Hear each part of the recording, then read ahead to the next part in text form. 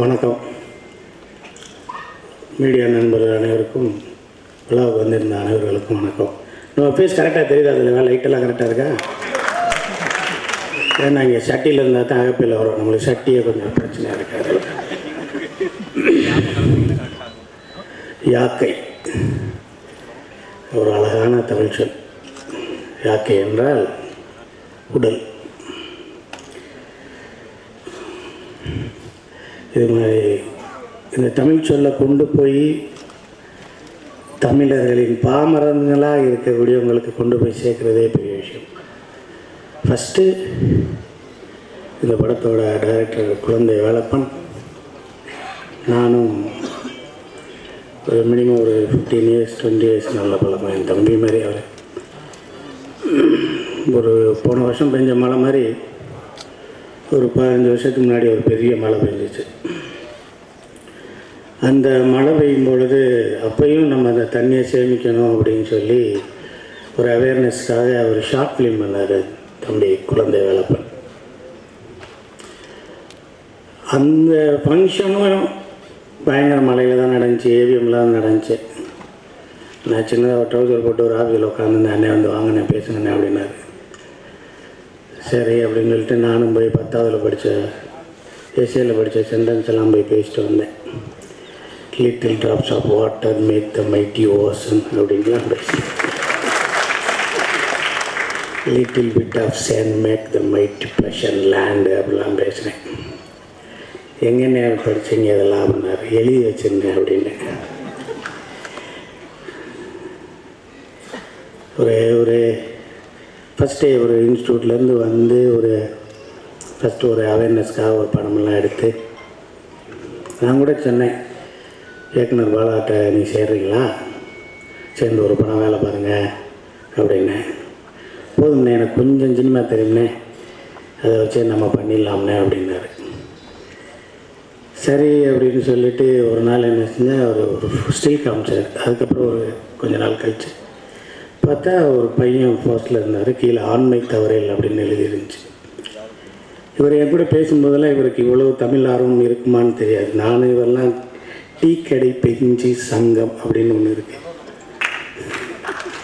காலையில் ஒரு 8 மணிக்கு ஒரு 30 ரூபா 40 ரூபா எடுத்து வச்சுட்டு அப்படியே கேட்க நேருக்கு வந்தோம்னா பாஸ்கர் சக்தி, கவிதா பாரதி, ராமதாஸ் சார், சுசீந்திரன் இப்படின்னு சொல்லி ஒரு 15 பேர் அங்கே கூடி ஒரே கடையில் அவன் வாங்கின 15 லிட்டர் பாலையும் காலி பண்ணிட்டு தான் வீட்டுக்கு பூரா பேசுகிறது பூரா பொறணி தான். 15 பேரும் தென்னா சந்திச்சா இருக்கா வேலை இருக்கான்னு அர்த்தமா? பூரா சந்திச்சு அவன் அப்படி பண்ணுறான் இப்படி பண்ணுறான், செகண்ட் ஹாஃப் சரியில்லை, ஃபஸ்ட் ஹாஃப் சரியில்லை, ஓப்பனிங் அப்படி இருக்கக்கூடாது. யாரை கேட்டு தலைவா அவனை என்ட்ரி கொடுத்தாங்க, நீங்கள் வேணால் இன்றைக்கி வரீங்களா பார்க்கலாம், நீங்கள் ஃபஸ்ட்டாக போய் உட்காருங்க, அந்த படத்துக்கு ஏன் வரல, என்கிட்ட காசில் தலைவா உங்களுக்கு நான் அப்படி பண்ணிக்கிறேன். ஐயா அந்த நாய் தான் கிடைக்கல, கேட்கிற நாய் தான் கிடைக்கல. வாக்கி டாக்கி எப்படி ஆரம்பித்தது தெரியுமா அப்படின்னு ஆரம்பிப்போம். தெருவில் இருக்க நாயை நைட்டில் கத்துறதுலேருந்து ஆரம்பித்தது அப்படின்னு ஒரு நாள் குழந்தை வேலப்பன் சொன்னார். எப்படி தம்பி இந்த விஞ்ஞானத்தை இங்கே ஊற்றுனீங்க என்ன அன்னைக்கு கேட்கணும். இல்லை ஃபஸ்ட் செட்டில் நம்ம பைக்கில் வந்தோம்னா செகண்ட் செட்டில் சவுண்டு விடுங்க, செகண்ட் செட்டில் வந்து இல்லை அப்படிம்பானே. பாருங்க என்னை கனெக்ட் பண்ணுறான் பாருங்கண்ணே அவனை. அப்போ நம்ம வீட்டு நாய் கருங்குத்தையில் வந்துட்டான் போலன்னு கதவை திறந்துடுவான் என்ன அப்படிங்கிற அளவுக்கெல்லாம் நிறையா பேசுகிறது. இங்கிலீஷ் பட டைரக்டரெல்லாம் எங்கிட்ட சிக்கிட்டு செத்துட்டாங்க. வியட்நாம் வீடுக்கும் அவதாருக்கெல்லாம் கம்பேர் பண்ணி அதுதானே வீட்டை காலி பண்ண சொன்னாங்கல்ல. அப்போ உபயம் போனால அவன் போச்சுல எது போச்சுல, என்னையா மிதக்கிற கல் தானையா, என்னையா மிதக்கிற கல் தாயா, ஆனால் பூமியை மிதக்குது இல்லை, சூப்பர் மாப்பிள்ள இன்னொரு காப்பியை சொல்லு. இப்படி இருந்து திடீர்னு ஒரு ஆண்மை தவறையில் ஒன்று காமிச்சார். நம்மளுக்கு இந்த ரவுத்திரம்பழகு ஆண்மை தவறையில் ஔவையார் சொன்னது இதெல்லாம் அப்பப்போ எங்கேயா பட்டிமன்றம் போச்சுன்னா சன் டிவியில் போட்டோம்னா அதுதான் கொஞ்சம் தெரியும். இந்த ஆண்மை தவறையில் ஒரு மேனுக்கு ஒரு ஆண்மை வேணும்லண்ணே, இந்த பையனை நான் எங்கேயோ பார்த்துருக்கேனே ஹீரோவா அப்படின்னு. இன்னும் நான் கடவுளில் சாமியாராக இருந்து உங்கள்கிட்ட முடியாமல் தானே அப்படின்னாப்புல. ஒரு வருஷம் ஆர்யாவோட அவர் சாமியாராக இருந்தார். அவர் முடியாமல் போதும் நான் கிளம்புறேன் அப்படிங்கிற மாதிரி சொல்லிட்டு வந்தார். அவருக்கு ஒரு மிகப்பெரிய ஹோப் கொடுத்து அந்த படத்தை எடுத்தார். நான் படம் பார்த்தேன், ரொம்ப நல்லா இருந்துச்சு. ஒரு ஓப்பனிங்கு, ஒரு இன்ட்ரடக்ஷன் சாங்கு, வீட்டுக்கு வந்தால் தங்கச்சிக்கு பிரச்சனை, தட்டி கேட்டேன், ஃபைட்டு, ஹீரோயின் இன்ட்ரடக்ஷனு, சாங்கு, தட்டி கேட்டேன், திருப்பி அடிக்க வந்தேன், இன்டர்வல் பிளாக்கு. இவர் அடித்தாலும் மினிஸ்டரோட அக்காமே முதல் அடிக்கும்போது கண்ணு போச்சு. திருப்பி பார்த்தோம்னா அந்த கண்ணு போனேன்னா ஹீரோயின் முதல் லவ் பண்ணியிருக்கேன், அவன் பொண்ணு கேட்டு வரேன். அப்புறம் திருப்பி போகையில் அவங்கெல்லாம் ஒன்று சேர்ந்தாங்க, இவனை தூக்கிட்டாங்க. இப்போ வீட்டுக்கு வருவானா வரமாட்டானா, அன்னைக்கு கல்யாணம். இதுதான் படம். இதெல்லாம் ரொம்ப சொல்லி குழப்பக்கூடாது சினிமா. அப்படி நம்ம ஃபஸ்ட் ஹாஃப் எடுத்துக்கிறீங்களே, செகண்ட் ஹாஃப் சொல்லிட்டாங்கன்னா நான் தப்பிச்சோம். நம்ம இன்டெலிஜென்ஸ் எல்லாம் உள்ளே போத்துனா யாரும் நம்மள புதுசாக இருக்கான்றாங்க. ஸோ இந்த ஒரு காம்படிஷனில் அதுக்கப்புறம் ஒரு 2 வருஷம் டீ எல்லாம் குடிச்சிட்டு அதுக்கப்புறம் யாக்கைன்னு ஒரு படம் எடுக்கிறேன். மனுஷன் ரொம்ப போராடி இருக்கேன். இன்னைக்கு கரையை பழனியப்பன் வந்திருக்காரு, வந்திருக்காரா பழனியப்பன் சொல்கிறத நம்ம சொல்லிடுவோம். இந்த நாள் யாரோ ஒரு ஹீரோவுக்கு ஃபோன் பண்ணியிருக்காரு. ஹீரோ கொஞ்சம் கஷ்டமாக இருக்குன்னு சொல்லியிருக்காரு. அது பழனியப்பன் சொல்லியிருக்காரு, போங்க சைக்கிளில் போகிறைய மேடாக தான் இருக்கும், அப்படியே அமைக்கி பிடிங்க, ஏறுங்க, நானும் வரேன். 2 பேர் பின்னாடி ஏறி உட்காருவேன், முன்னாடி உட்காருவேன், அமுக்குங்க அமுக்கு அமுக்கு அமுக்கு அமுக்கு, திருப்பி அமுங்க, வேர்வை கொட்டும், நாக்கு தள்ளும். மேலே போனோம்னா ஒரு பிளைன் வரும், அதுக்கப்புறம் இறக்க வரும். சட்டையை கழட்டி போட்டு அப்படியே போயிட்டே இருக்கும். நீ கஷ்டப்படாமல் இந்த சினிமா ஏதாவது கிடச்சிச்சின்னா அது சீக்கிரம் போயிடும்னு அர்த்தம். கஷ்டப்பட்டு கிடச்சிச்சின்னா அவங்க பக்கத்தில் எப்பயுமே இருக்கும்னு அர்த்தம். நீங்கள் கஷ்டப்படுறது இல்லாமல் அவங்கள சார்ந்த ஒரு குடும்பமும் கஷ்டப்படுது அப்படிங்கிறது தான் நம்மளுக்கு வேதனையான விஷயம். நீ ஒரு பாலைவனத்தில் போய் ஒரு ஒயாசிஸ் அப்படின்னு சொல்லக்கூடிய ஒரு பாலைவன சோலை இருக்கும், வா போகலான்னா நம்ம போகலாம், நம்மளை நம்பி அடுத்தவங்க வரணும்ல. ஆனால் அவங்களும் வர்றாங்கங்கிறதுல அவங்கனால தான் நம்ம இருக்கோம். ஸோ இந்த யாக்கை இது மிகப்பெரிய ஒரு நம்பிக்கை. இது ஒரு கூட்டணியான ஒரு வெற்றியான ஒரு கை. இந்த கையில் ஃபஸ்ட்டு ஒரு டச்சு, இந்த ஃபஸ்ட்டு டச்சு யார் வச்சுருக்கா அப்படின்னா, ஒரு 20 வருஷத்துக்கு முன்னாடி எனக்கு இசைஞானி சார் வீட்டில் கண்மணின்னு ஒரு பையன் தெரியும். அவன் மூலமாக ராஜா சார் வீட்டில் கொலு பார்க்க போவேன். அப்போ சுண்டெல்லாம் எடுத்து கொடுப்பார், ஒரு ஸ்கேட்டிங்லேயே வந்து அப்படி ஸ்கேட்டில் வீட்டில் அங்கிள் சாப்பிடுங்க அப்படிம்பார். அப்பயே நம்ம மண்டையை பார்த்து அங்கிள்னு சொன்னவர் அவர் தான். தம்பி உங்கள் பேர் என்னங்க? நான் ரொம்ப க்ளோஸ் ஆகிறதா நினச்சி நானும் தேனி தானே. உங்களுக்கு காது கேட்காத அங்கிள், உங்கள் பேர் கேட்டால் ஊர் சொல்கிறீங்க. அப்புறம் இருந்தே ரொம்ப நல்லா பழக்கம். அதுக்கப்புறம் பேரழகன்கிற படம் ஏவிஎம்மில் நான் யுவன் சங்கர் ராஜா சாரோட நான் ஒர்க் பண்ணேன். நான் தான் கம்போசிங் போவேன், நான் தான் சாங்கெல்லாம் ஆகுவேன். ரொம்ப நல்ல ஒரு மனிதர். அதுக்கப்புறம் நந்தா ரெக்கார்டிங்கில் பாலாச்சாரோட போகும்போது பார்ப்பேன், நிறைய இடங்களை பார்த்துருக்கேன். பாடல்கள் கேட்குற மிகப்பெரிய ரசிகம். அவரோட டச், அவரோட கை இந்த படத்தில் இருக்குது. இந்த யாக்கையில் மிகப்பெரிய வெற்றி பெறும். அவர் ஒரு நல்ல ஒரு ஆத்மா. அதுக்கடுத்து நான் வேலை பார்த்ததில் UK Senthilkumar, T Shankar, Arthur Wilson, இந்த மாதிரி கேமராமேன்களை தான் வேலை பார்த்துருக்கேன். ரொம்ப ஜாலியாக இருக்கும்.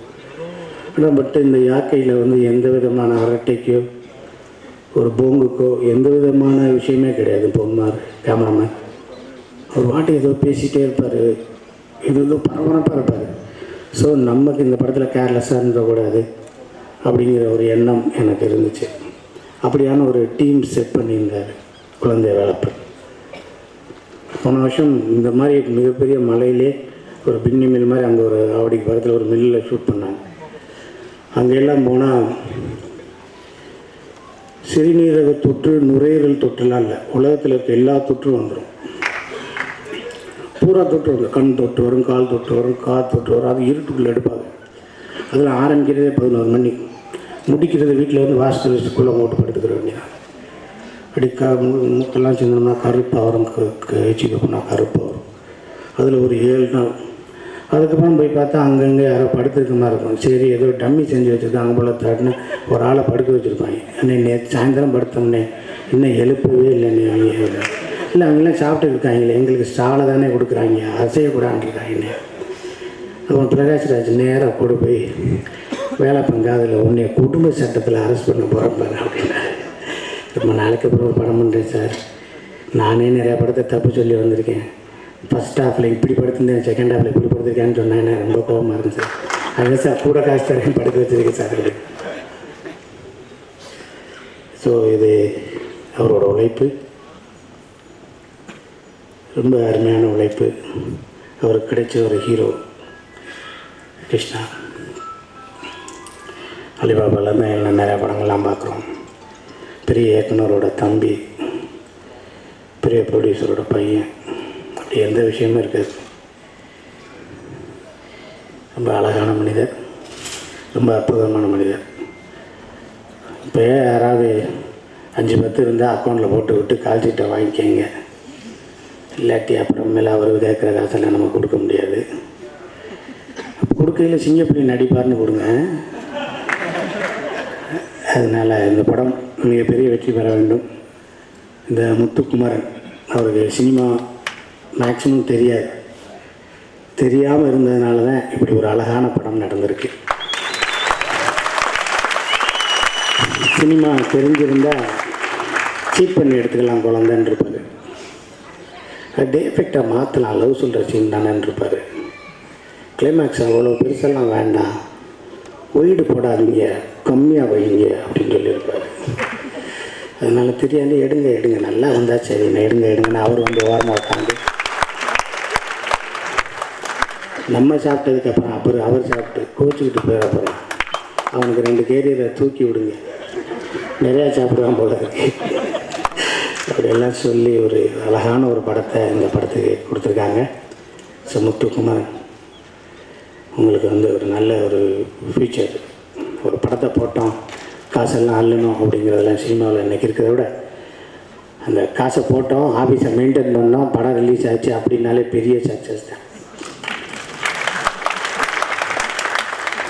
ஒரு 3 சர்டிஃபிகேட், சென்சார் சர்டிஃபிகேட் வாங்கினா ஏதோ கார்டு கொடுக்குறாங்களாம், அமெரிக்காவில் கூட போகலாமா. அது மாதிரி இந்த யாக்கை, இந்த உடம்பு, இந்த உடல் உறுப்புகள், இங்கே வந்திருக்க எல்லா ஆத்மாவும் உங்களை பாராட்டும், இந்த படத்துக்காக சப்போர்ட் பண்ணும். எனக்கு ரொம்ப வேண்டிய சகோதரன் மாதிரி மாரிமுத்து வந்திருக்காப்புல,